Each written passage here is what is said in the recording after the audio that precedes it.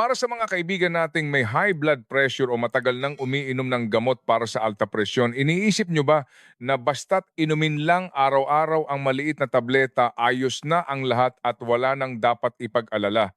Inaakala nyo ba na kapag tama ang pag-inom ng gamot, pwede nang bumalik sa dating gawi, kumain at uminom ng kahit ano na parang walang problema? Kung ganito nga ang iniisip ninyo, kailangan ninyong panoorin ang video na ito ngayon dahil ang isang maling akala ay maaaring magpabawas ng malaki sa epekto ng gamot na iniinom ninyo o mas malala, dahan-dahan itong itulak ang inyong katawan sa bingit ng kapahamakan ng hindi ninyo namamalayan. Magsimula tayo sa isang totoong kwento mula sa aking kapaligiran. Ang aking kapitbahay si Mang Jose ay 72 taong gulang na ngayon at isang tipikal na matagal nang may high blood pressure. Mas matagal pa siyang umiinom ng gamot para sa alta presyon kaysa sa pag-inom niya ng mga food supplement. Si Mang Jose ay isang taong napakadisiplinado. Kung sinabi ng doktor na isang beses sa isang araw, hinding-hindi niya ito gagawing 2 beses. Kung sinabi ng doktor na sa umaga inumin, hinding-hindi niya ito ipagpapaliban hanggang tanghali. Madalas niyang sabihin, ang blood pressure ay parang pag-aalaga ng anak, kailangan mong bantayan araw-araw at hindi pwedeng magbabaya. Ngunit sa kabila ng kanyang pagiging disiplinado, kamakailan lang ay may nangyaring nakakatakot sa kanya. Isang araw, pumunta siya sa palengke para mamili. Habang tumatawid sa kalsada, kasisindi pa lang ng green light, humakbang na siya para maglakad nang bigla siyang nakaramdam ng matinding pagkahilo. Pakiramdam niya ay umiikot ang buong mundo, biglang nagdilim ang kanyang paningin at nanlambot ang kanyang mga tuhod, muntik na siyang mapaluhod. Mabuti na lang at may isang binata sa tabi niya na mabilis kumilos at agad siyang inalalayan kaya hindi siya napahamak. Sa sobrang takot ni Mang Jose, ang puso niya ay kumakabog ng napakabilis na parang lalabas na sa kanyang lalamunan at pinagpawisan siya ng malamig. Hindi niya maintindihan kung bakit. Bakit sa kabila ng araw-araw na maingat na pag-inom ng gamot at sa tila normal na numero sa kanyang blood pressure monitor, ay mararanasan pa rin niya ang ganitong nakakakilabot na pangyayari? Ang gamot ba ay tama o mali ang pag-inom? Ang matagalang pag-inom ba nito ay nagpapahaba ng buhay o nagtatanim lang ng panganib? Ang katanungan ni Mang Jose, naniniwala akong hindi lang siya ang nag-iisip niyan. Sa milyon-milyong pasyenteng may high blood pressure na matagal nang umiinom ng gamot, napakarami ang katulad niya na alam lamang ang isang bahagi ng katotohanan. Akala nila sapat na ang pag-inom ng gamot at binabalewala ang iba't ibang babala na ibinibigay ng kanilang katawan, lalo na hindi nila alam na may ilang pagkain sa ating pang-araw-araw na pagkain na tahimik na sumisira sa epekto ng gamot na kanilang iniinom. Ngayon tatalakayin natin ng husto ang problemang ito. Kung kayo o ang inyong pamilya ay umiinom din ng gamot sa alta presyon, mangyaring tapusin ang panonood ng video na ito. Detalyado naming ipapaliwanag kung anong 3 kondisyon ng katawan ang nagsisilbing babala na may kinalaman sa buhay at kamatayan, kung kailan dapat agad na itigil ang gamot at magpatingin sa doktor. Kasabay nito, paulit-ulit ding ipinapayo ng mga doktor na may 4 na uri ng pagkain na dapat iwasan dahil kung hindi, ang blood pressure ay maaring hindi bumaba at sa halip ay tumaas pa. Bago tayo magpatuloy sa ating paksa, kung tunay kang nagmamalasakit sa kalusugan mo at ng iyong pamilya, mangyaring i-click muna ang subscribe button sa ibaba at i-on ang notification bell. Sa ganitong paraan, hindi mo mapapalampas ang mga susunod pang praktikal na kaalaman sa kalusugan. Dito sa Gabay sa Kalusugan, ibinubunyag namin ang mga katotohanan sa kalusugan na bihirang sabihin sa iyo ng mainstream media. Kung gusto ninyo ang aming ibinabahagi, mangyaring mag-comment ng 1 sa comment section. Ito ang pinakamasiglang suporta para sa aming patuloy na paglikha. Kung kayo o ang inyong pamilya ay dumaranas din ng mga kaugnay na problema, malugod namin kayong inaanyayahan na mag-iwan ng komento sa ibaba at sisikapin kong sagutin ang inyong mga katanungan. Sige, simulan na natin ang ating paksa ngayon. Una sa lahat, kailangan nating ayusin ang ating pananaw. Ang high blood pressure ay isang malalang sakit at sa kasalukuyan wala pang gamot sa buong mundo na lubusang makapagpapagaling dito. Sa makatuwid ang pag-inom ng gamot para sa alta presyon upang maibsan at makontrol ang mga sintomas ay ang pangunahing paraan upang maiwasan ang mga malubhang komplikasyon tulad ng atake sa puso at stroke. Mula sa puntong ito, ang gamot sa alta presyon ay isang kaibigan na hindi natin maaaring iwanan. Ngunit sabi nga sa kasabihan, bawat gamot ay may lason. Ang gamot sa alta presyon ay meron ding sariling ugali na tinatawag nating side effects. Hindi natin dapat tanggihan ang gamot dahil lang sa side effects nito. Sa halip, dapat natin itong unawain at matutunan kung paano makipamuhay ng mapayapa kasama nito. Sa klinikal na practice, may ilang pangunahing klase ng gamot sa alta presyon at bawat isa ay may iba't ibang side effects. Ang unang klase ay ang mga calcium channel blocker.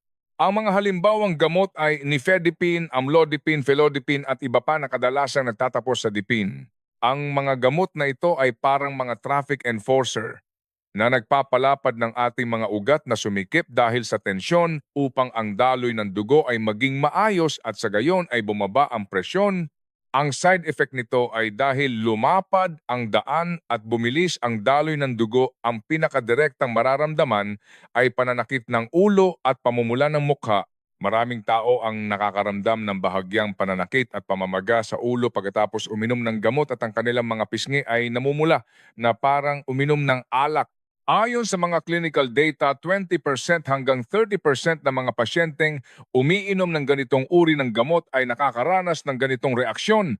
Pangalawa, kapag lumawak ang mga daluyan ng dugo, tumataas ang permeability ng mga pader nito, kaya't ang likido sa katawan ay madaling tumagas sa mga tissue.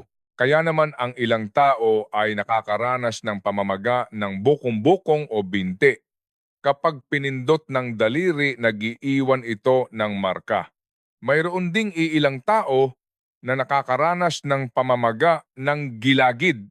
Upang makasabay sa biglaang paglawak ng mga daluyan ng dugo, maaaring mag-overtime ang puso na nagreresulta sa reflex tachycardia o ang tinatawag nating palpitations o malakas na kabog ng dibdib.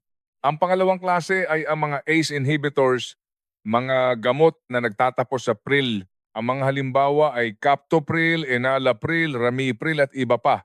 Ang mga gamot na ito ay parang isang tagasagap ng mensahe na humaharang sa pagbuo ng isang masamang balita na nagpapasikip ng mga ugat angiotensin kaya nananatiling nakarelax ang mga daluyan ng dugo. Ang side effect nito ay isang paulit-ulit at nakakairitang tuyong ubo.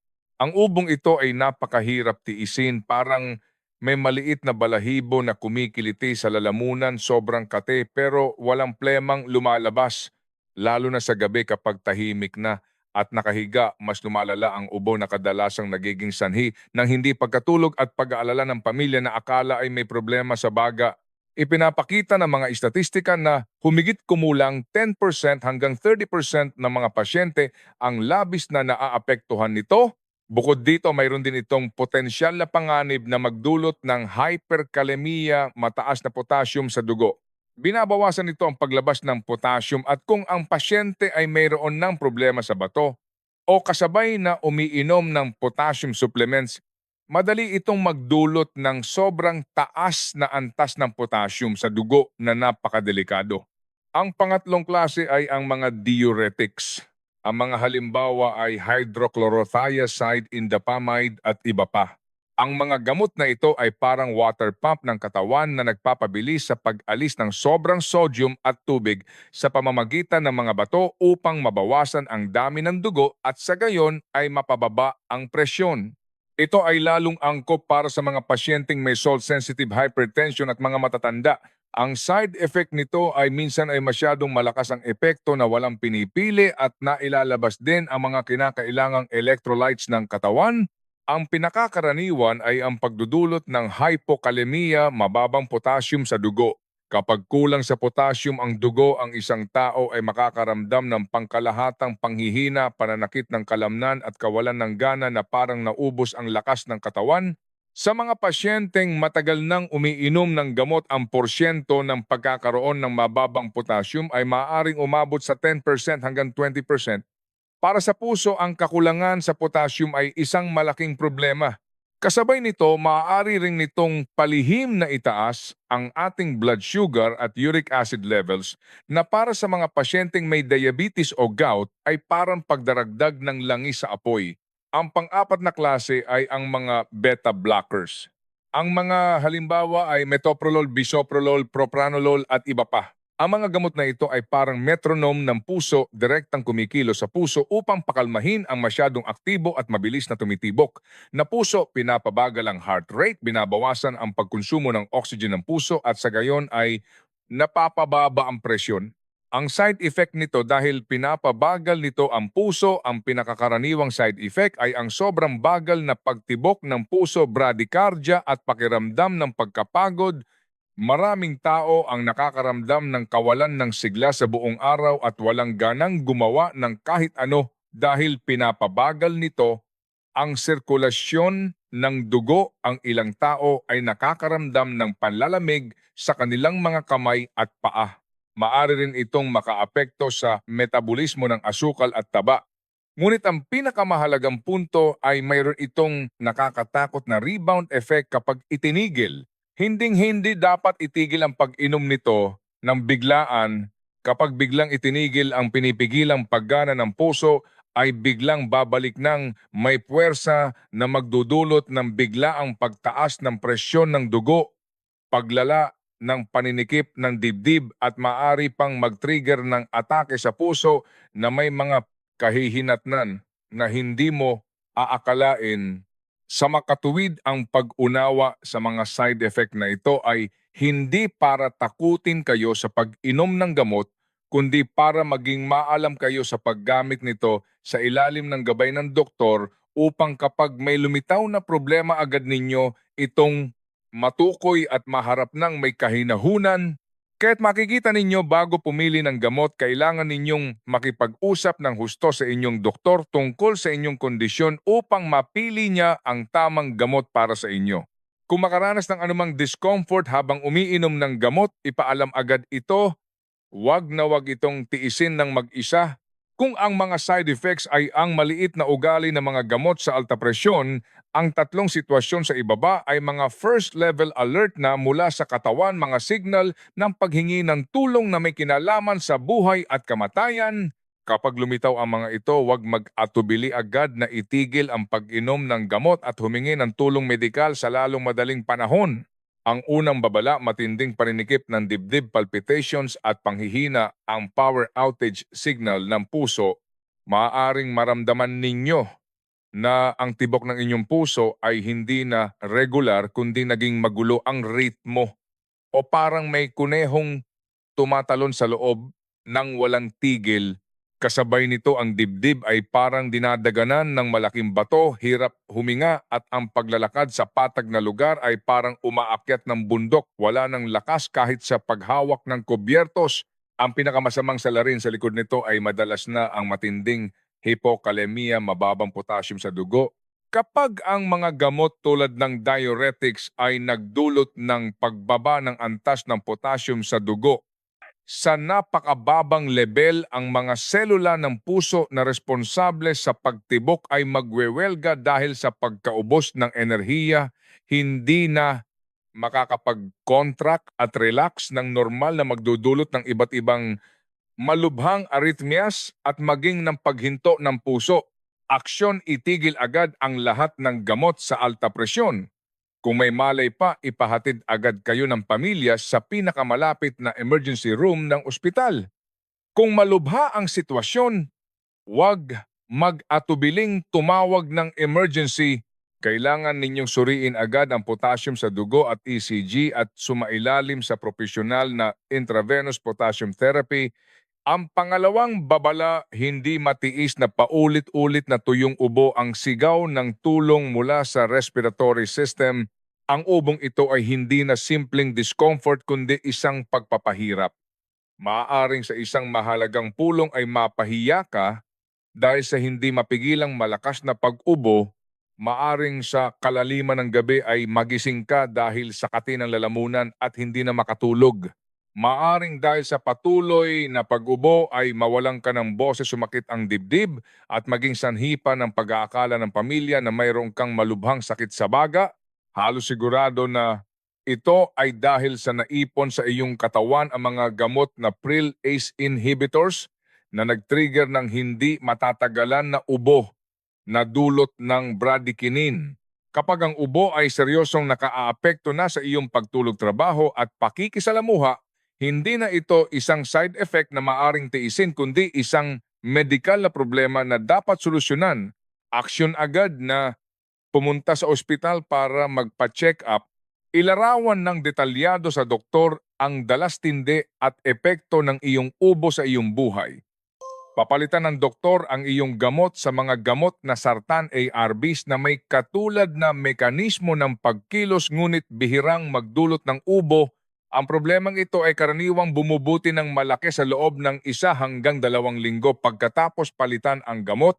Ang pangatlong babala, paulit-ulit na pagkahilo, pagdidilim ng paningin at maging pagkahimatay ang senyales ng kakulangan sa dugo sa utak. Katulad ng karanasan ni Mang Jose, maaaring habang bumabangon mula sa kama, tumatayo mula sa sofa o kahit sa simpleng paglingon lang, bigla mong maramdaman na umiikot ang paligid at nagdidilim ang paningin at kailangan mong kumapit agad sa pader o muebles para manatiling nakatayo. Hindi na ito ordinaryong pagkahilo kundi isang tipikal na manifestasyon ng orthostatic hypotension, pagbaba ng presyon ng dugo kapag nagbabago ng posisyon.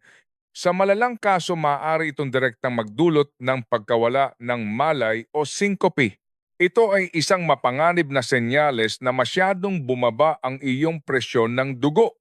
Maaaring dahil ito sa sobrang dosis ng gamot o ang kombinasyon ng iba't ibang gamot sa alta presyon ay masyadong epektibo o maaaring dahil din sa dehydration. Kapag biglang bumaba ang presyon, ang daloy ng dugo patungo sa utak ay biglang nababawasan at ang utak ay maglalabas ng babala dahil sa kakulangan ng dugo at oxygen.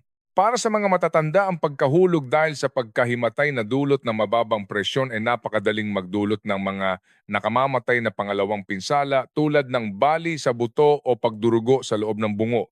Aksyon, kapag nangyari ito, agad na yumuko, humiga at itaas ang mga binte upang mabilis na madagdagan ang supply ng dugo sa utak. Pansamantalang itigil ang pag-inom ng gamot sa alta presyon at sa lalong madaling panahon ay pumunta sa ospital upang ayusin ang plano ng paggamot. Kailangan muling suriin ng doktor ang antas ng iyong presyon ng dugo upang mahanap ang isang ligtas na dosis na epektibong nagpapababa ng presyon nang hindi nagdudulot ng hypotension. Pagkatapos nating pag-usapan ang gamot, pag-usapan naman natin ang malaking issue ng pagkain. Madalas hindi ang gamot ang walang silbi kundi ang mga kinakain natin ang tahimik na nakikipag-away sa gamot na nagiging sanhi ng pagkawala ng bisa nito. Ang 4 na uri ng pagkain sa ibaba, ang mga taong matagal nang umiinom ng gamot sa alta presyon ay dapat mag-ingat. Sila ang mga hadlang sa landas ng pagpapababa ng presyon at tahimik na magiging kalaban ng inyong gamot. Ang unang uri ng pagkain ay gatas at lahat ng dairy products. Karaniwang maling akala ang gatas ay masustansya, nagpapalakas ng katawan at dapat inumin araw-araw.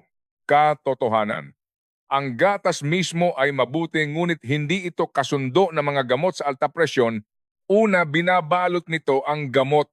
Ang protina at calcium sa gatas ay bumubuo ng isang makapal na proteksyon na layer sa ibabaw ng gamot na parang sinusuotan ang tableta ng makapal na damit na lubhang humahadlang sa pagkatunaw at pagsipsip ng gamot sa tiyan at bituka na nagreresulta sa malaking pagbawas ng epekto nito. Pangalawa, nagtatago ito ng mga sangkap na nagpapataas ng presyon. Ang tyramine na nasa mga produktong gatas sa ilalim ng pagkilos ng ilang gamot sa alta presyon tulad ng ilang mas lumang MAO inhibitors ay hindi ma-decompose ng normal at maiipon sa katawan na sa halip ay mag-uudyok sa pag-ikli ng mga daluyan ng dugo at magdudulot ng abnormal na pagtaas ng presyon. Solusyon, paghiwalayin ang oras. Siguraduhin may pagitan na hindi bababa sa 1 hanggang 2 oras sa pagitan ng pag-inom ng gamot at pag-inom ng gatas, yogurt o pagkain ng keso at iba pang dairy products. Hayaang mauna ang gamot na maabsorb ng katawan bago ninyo kunin ang inyong nutrisyon. Ang pangalawang uri ng pagkain ay alak. Karaniwang maling akala ang kaunting pag-inom ng alak ay nakakapagpalawak ng mga daluyan ng dugo at mabuti para sa cardiovascular system. Katotohanan, ito ang pinakalaganap at pinakanakapipinsalang tsismis para sa mga pasyenteng may high blood pressure. Ang alak ay puro perwisyo. Nagdudulot ito ng matinding pagbabago sa presyon ng dugo, unang bababa, pagkatapos ay tataas. Pagkatapos uminom, pansamantalang pinalalawak ng alak ang mga daluyan ng dugo na lumilikha ng ilusyon ng pagbaba ng presyon at nagpaparamdam sa iyo na komportable ka. Ngunit pagkatapos ng ilang oras habang na-metabolize ang alak, ang mga daluyan ng dugo ay biglang sisikip bilang ganti kasabay ng pagbilis ng tibok ng puso at ang presyon ng dugo ay biglang tataas ng mas mataas pa kaysa bago uminom. Ang ganitong roller coaster na pagbabago sa presyon ng dugo ay isang nakamamatay na dagok sa marupok na mga daluyan ng dugo. Bukod dito, pinapalala rin ng alak ang mga side effect ng gamot tulad ng pagkahilo at panlalabo ng paningin na madaling magdulot ng mga aksidente. Solusyon: ang hindi pag-inom ng alak ang tanging ligtas na paraan para sa kaligtasan ng inyong buhay. Mangyaring tuluyang iwanan ng alak. Ang pangatlong uri ng pagkain ay mga inuming may caffeine. Karaniwang maling akala kapag inaantok uminom ng isang tasa ng matapang na tsaa o kape para gumising, walang masama doon. Katotohanan, ang caffeine ay isang central nervous system stimulant. Ang epekto nito ay pasiglahin ang iyong sympathetic nervous system na direktang nagdudulot ng pagbilis ng tibok ng puso, pagsikip ng mga daluyan ng dugo at malinaw na pagtaas ng presyon ng dugo sa maikling panahon.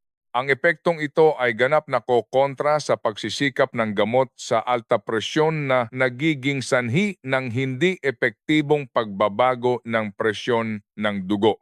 Lalo na kung iinumin sa loob ng 1 hanggang 2 oras pagkatapos uminom ng gamot. Kung kailan pinakamataas ang konsentrasyon ng gamot sa katawan, ang interference ay pinakamalaki.